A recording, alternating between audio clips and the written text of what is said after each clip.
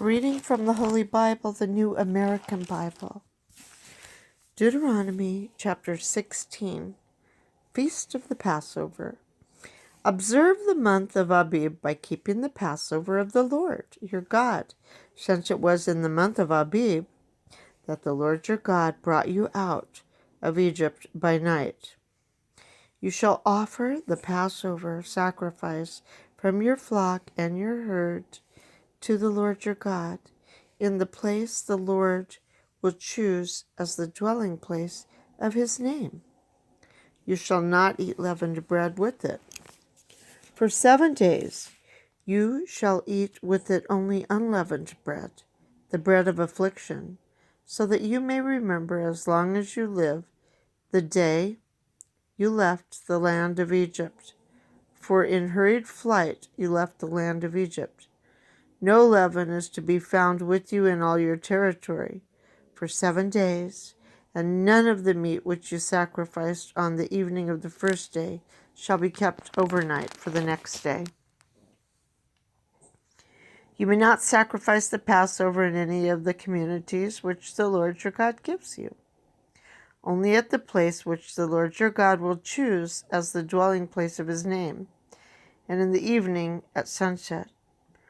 At the very time when you left Egypt shall you sacrifice the Passover. You shall cook and eat it at the place the Lord your God will choose. Then in the morning you may return to your tents. For 6 days you shall eat unleavened bread, and on the 7th day there shall be a solemn assembly for the Lord your God. On that day you shall do no work. The Feast of Weeks. You shall count off 7 weeks. Begin to count the 7 weeks from the day when the sickle is first put to the standing grain. You shall then keep the Feast of Weeks for the Lord your God, and the measure of your own voluntary offering, which you will give, shall be in proportion to the blessing the Lord your God has given you. You shall rejoice in the presence of the Lord your God together with your son and daughter, your male and female slave, and the Levite within your gates, as well as the resident alien, the orphan, and the widow among you, in the place which the Lord your God will choose as the dwelling place of his name. Remember that you too were slaves in Egypt, so carry out these statutes carefully. Feast of Booths. You shall celebrate the Feast of Booths for 7 days when you have gathered in the produce from your threshing floor and winepress. You shall rejoice at your feast, together with your son and daughter, your male and female slave, and also the Levite, the resident alien, the orphan, and the widow within your gates.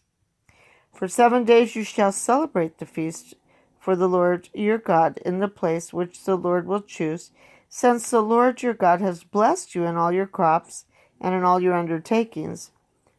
You will be full of joy. 3 times a year, then, all your males shall appear before the Lord your God in the place which he will choose at the Feast of Unleavened Bread, at the Feast of Weeks, and at the Feast of Booths. They shall not appear before the Lord empty-handed, but each with his own gift in proportion to the blessing which the Lord your God has given to you. Justice. In all the communities which the Lord your God has given you, you shall appoint judges and officials throughout your tribes to administer true justice for the people. You must not distort justice. You shall not show partiality. You shall not take a bribe, for a bribe blinds the eyes even of the wise and twists the words even of the just. Justice. Justice alone shall you pursue, so that you may live and possess the land the Lord your God is giving you. Illicit worship. You shall not plant an Asherah of any kind of wood next to the altar of the Lord your God, which you will build, nor shall you erect a sacred pillar such as the Lord your God hates. The word of the Lord. Thanks be to God.